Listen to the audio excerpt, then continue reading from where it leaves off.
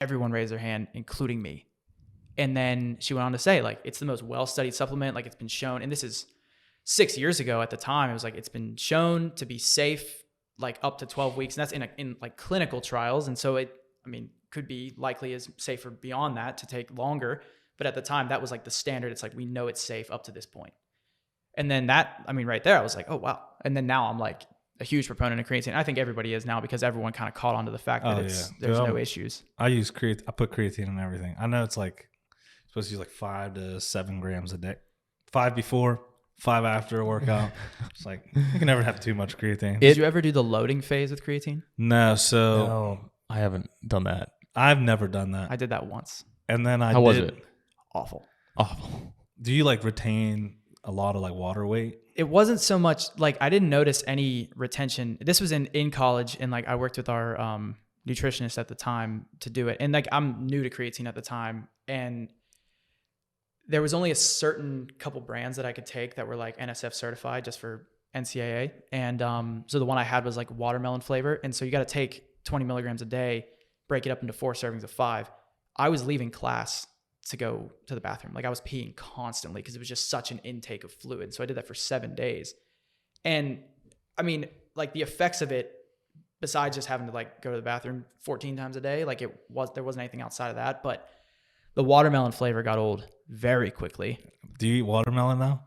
I do. That artificial watermelon doesn't taste anything like real watermelon, but I mean, it was just, now, like, you can do that. You'll feel the effects sooner, but it's not like necessary. Yeah, I've never done the look, because I've probably read, when me and Fish had Valor Labs, we each like read research reports before we released any supplement, and I had creatine.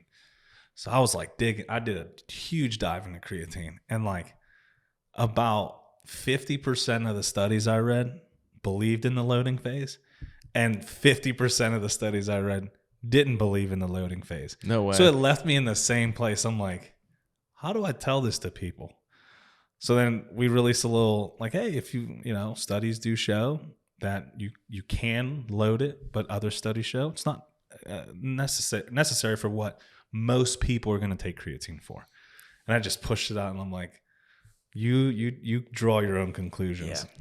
Yeah. And there's nothing on this planet that is worse for you than pre-workout they had in the early 2000s versus creatine. That stuff was Jack 3D. Jack 3D, the old C4, like Redline, any of those things. I was like, I was taking that as a teenager. You know what the hot ingredient in that was? What was it? DMAA. DMAA. The same chemical makeup. I guess the one carbon is moved from cocaine.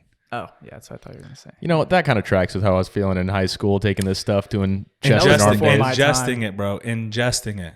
Yeah. I mean, not to say up your nose is a better way to do it. It's not. But it's going through more systems. Yeah. What? Yeah. DMAA. And of course, because they removed it, I'm like, I need to buy it. So I got my hands on years ago a bag of pure DMAA. Oh my God. And it came with a scoop. And the scoop was like this big, and you needed one. Like the scoop was this big. Wow. And it was a stick like this. And I'm like, hold on. Like, this has to be bad. And I had a bag. And I'm like, maybe this is bad for you. Yeah. Maybe this is bad for you. And that was in all the stuff. And like, I remember 2006 through 2008 is when I was getting into pre-workouts for the gym. And I was in high school. I was a teenager ingesting this. And I don't think the dude at GNC knew that he should have even carded me. I don't even know if he had to at the time. Yeah, he probably didn't. And we thought creatine was bad. And we were just taking synthetic methamphetamine. Yeah. You know? Essentially, it's what it was. Like dude. crazy. Look it up after this. One carbon moved. It's like you put up cocaine chemical makeup, DMAA chemical makeup. I think it's like one carbon moved. Yeah. Everything else is the same. Now, I'm not a chemist, so I don't know what that carbon move does to your body, but like, I'm like, we're ingesting cocaine. You can't be good. There's something going on there.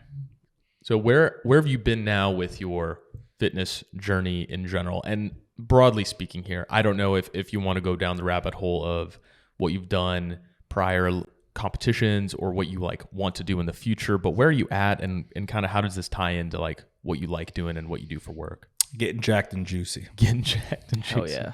No, okay, that was my goal. My goal was to just get big, right? It's like That was every dude's goal. yeah, eat at some point. obnoxiously, lift heavy, but the older we get, man, sad I have to say that now.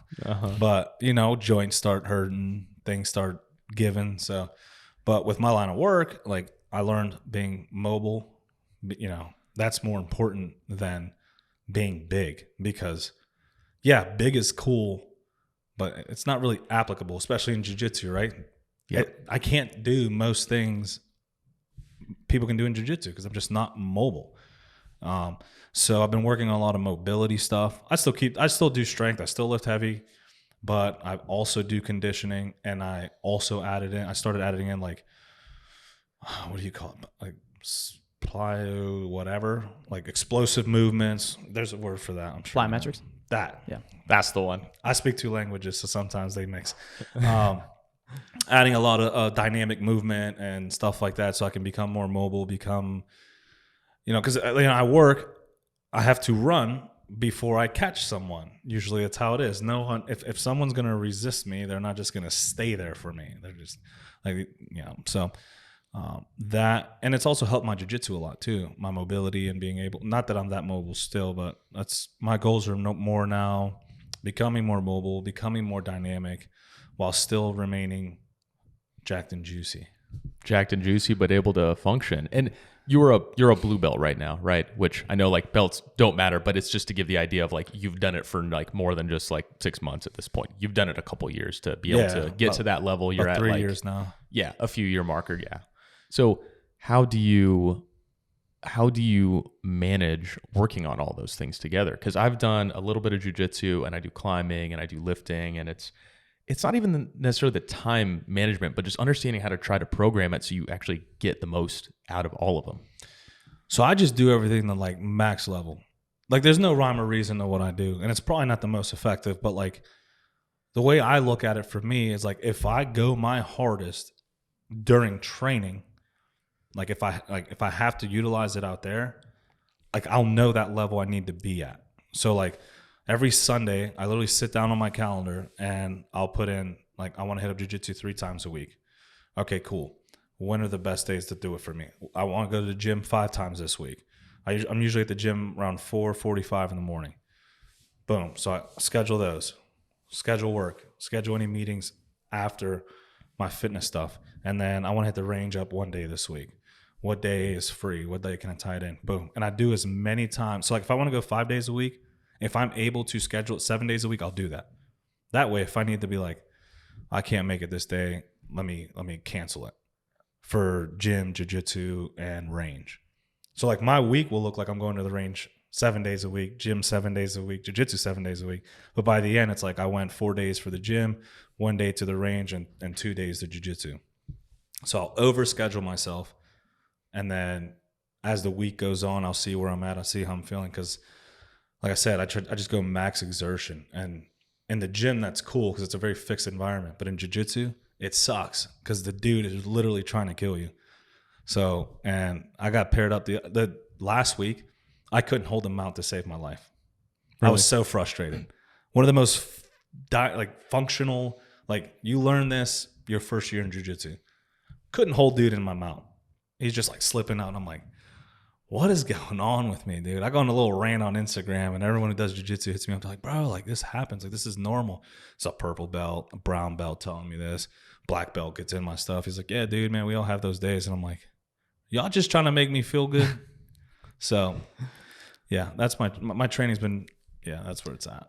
There's a weird strength with jiu-jitsu. It's weird because I'm pretty strong for my size, generally speaking, but I've never been powerlifter strong, right?